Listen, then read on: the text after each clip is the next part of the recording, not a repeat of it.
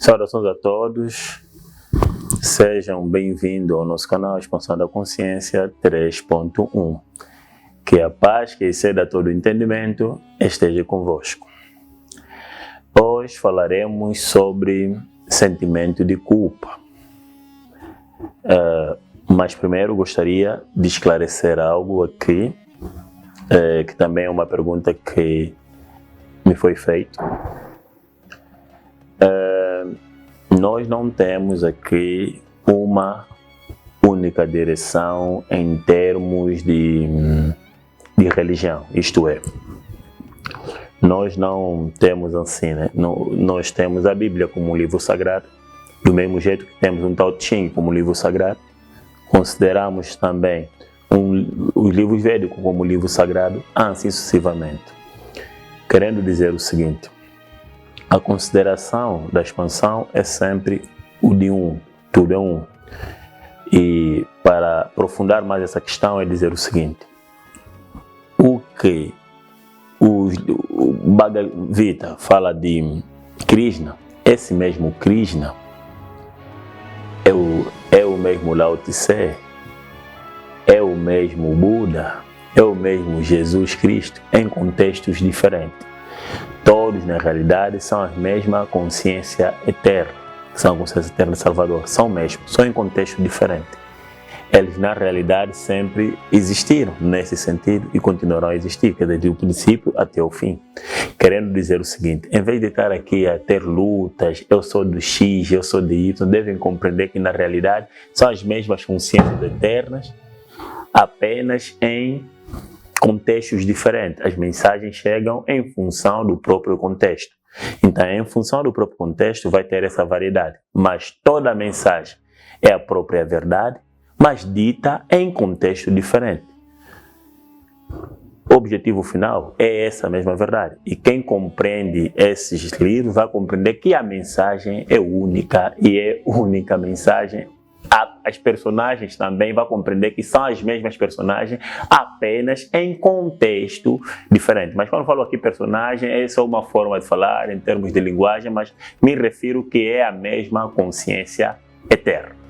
Mas hoje, pelo que vamos falar, vamos aqui abordar na Bíblia, como também tem muitos outros assuntos que não abordamos seguindo nenhum livro nesse sentido, porque compreendemos que a palavra é interna e continua aqui dentro de nós, e em função disto nós podemos abordar os temas de forma livre, espontânea, porque o eu sou vive dentro de nós. Acerca do sentimento de culpa, é algo que acontece, né? Várias vezes nós vimos, mas eu trouxe um livro, João 8, começarei a ler a partir do versículo 1. Diz assim: Jesus, porém, foi para o Monte das Oliveiras, e pela manhã cedo tornou para o templo, e todo o povo vinha ter com ele, e assentando-se os ensinava.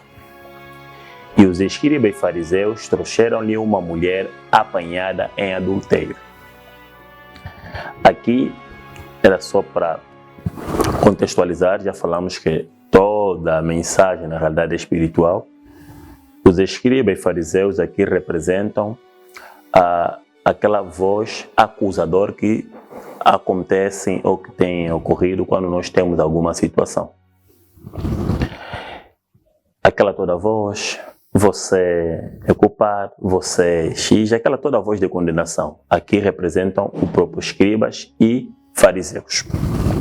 Jesus representa a consciência eterna, a consciência máxima. E pondo no meio, disseram-lhe: mestre, esta mulher foi apanhada no próprio ato adulterando.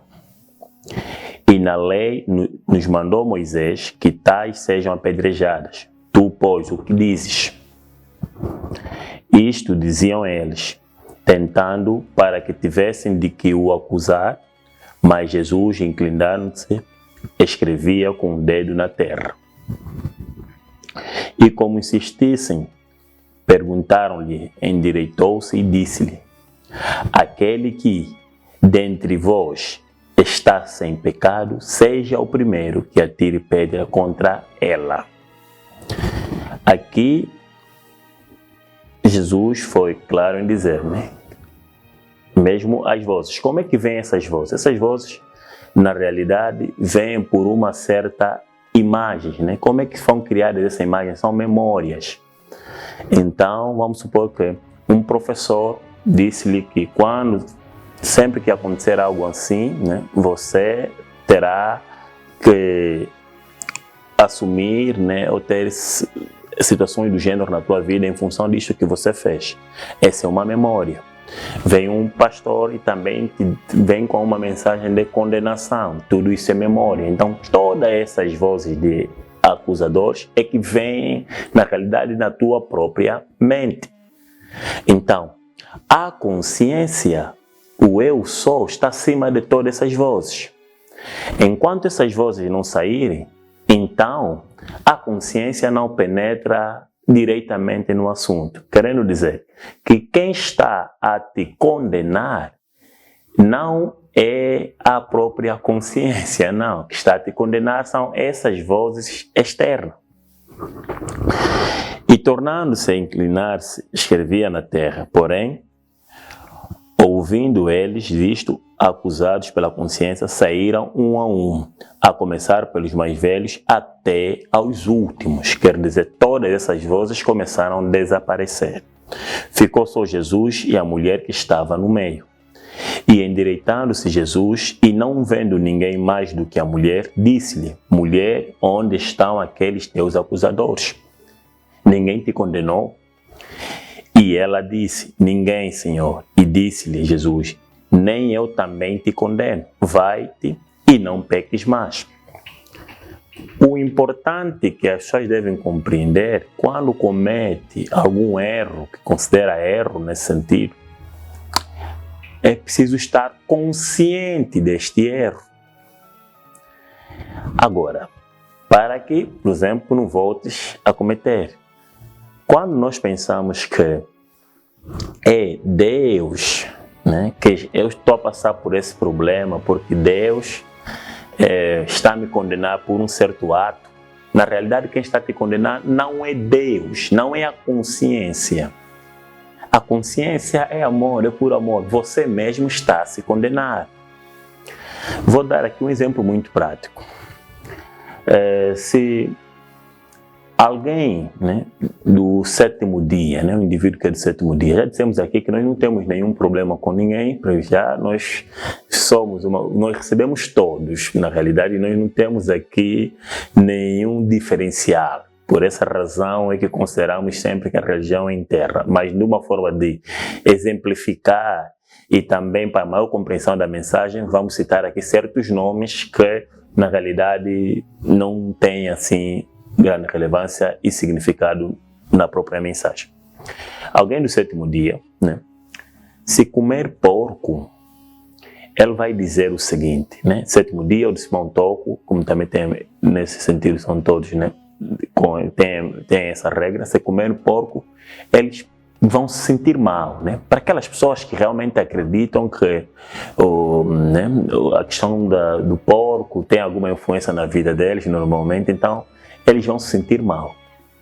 Quando você perguntar o que está a acontecer, eles vão ter uma culpa em excesso. E quando você perguntar, eles vão dizer o seguinte, que é o Espírito Santo a acusar. Mas veja uma coisa, se realmente é esse Espírito Santo a acusar nesse sentido, e não essas vozes que eu falo que são fariseus e escribas, outra pessoa que não é do sétimo dia come porco, ou não faz parte do Simão Toco também, come porco e não terá essa acusação. Querendo dizer, quem está acusado? Então o Espírito Santo é geral. Essa outra pessoa pertence, suponhamos, a uma outra religião. Ele não terá essa mesma acusação. Ele vai viver normalmente, sem nenhum problema. Se alguém testemunha de Jeová, né, fazer ali, nesse caso, doar sangue, vai se sentir culpado. E vai dizer assim, que Deus me acusou por este ato. Mas alguém que não é testemunha de Jeová, quando doar sangue, não vai sentir esse peso. Então, aonde está o peso na realidade? Aonde está o problema? Está na memória. Está nas vozes internas criadas. São os fariseus escribas. Essas vozes internas foram criadas por pessoas, claro, nos ensinamentos. Quem faz parte de um Simão Toco do sétimo dia, os ensinamentos entraram dessa forma. Tá? Que eles não podem comer aquilo porque comendo aquilo estariam a pecar. Então houve uma certa condenação. Mas essa condenação não é uniforme, não é geral. Era só por um determinado pessoal que faz parte daquele lugar. Então, ali vem o acusador, o escriba, em função do próprio lugar. Porque o que você entende que é um grande problema, em outros lugares não é um grande problema. Então, onde está o acusador? Aí está a questão.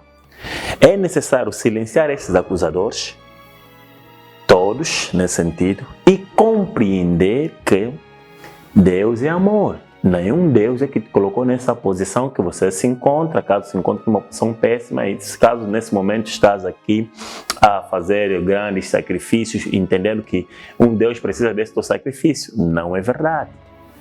O que acontece, todas essas acusações, são acusações internas em função dos teus próprios ensinamentos.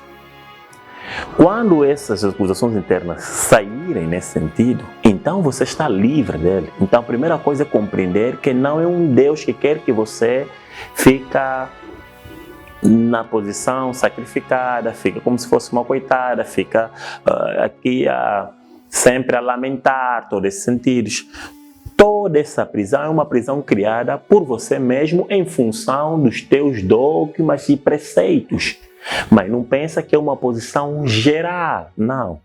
Você é alguém muito especial e compreende o seguinte: o arrependimento não significa você ficar aí a chorar todo o período ou pensar que pedindo perdão da mesma coisa várias vezes, como se tivesse um Deus que te condenou por aquela situação. Não é verdade. O que? O arrependimento é mudança de posição. Se você compreende que tinha uma posição e essa posição não é das melhores, o arrepender-se é mudar de posição. Então, quando você retirar todos esses acusadores, então ficará apenas a própria consciência, que é representada aqui por Jesus, dizendo o seguinte: quem te condenou? Se já não tem nenhuma voz a te condenar, então eu também não te condeno. O mesmo ato pode ser praticado por vários tipos de pessoas, mas não terá o mesmo efeito a todas as pessoas. Então é preciso compreender a mensagem. Então, e essa é uma mensagem sempre transformadora. Esse é o nosso objetivo. A expansão da consciência trabalha na transformação interior. Sai dessa situação, né? Desejamos que realmente saia e feche, nesse caso, ouvidos para esses acusadores. E vive de forma autêntica e entenda sempre que você é alguém muito valioso. Você é a representação do divino nessa terra. És o verbo feito em carne, nesse sentido. Compreenda que você é alguém que tem muita, mas muita importância. E saia desta posição, saia dessas condenações que você mesmo se colocou. É uma prisão enorme. E enquanto não sair dessa prisão, você vai viver toda a vida a vegetar. Então o conselho aqui: saia, que Jesus não te condenou, nenhuma consciência eterna te condenou, Deus não te condenou. Compreenda que se cometeu alguma coisa, seja consciente do que você cometeu e muda de posição. Esta é a mensagem. Muito obrigado. Que Deus Todo-Poderoso vos abençoe.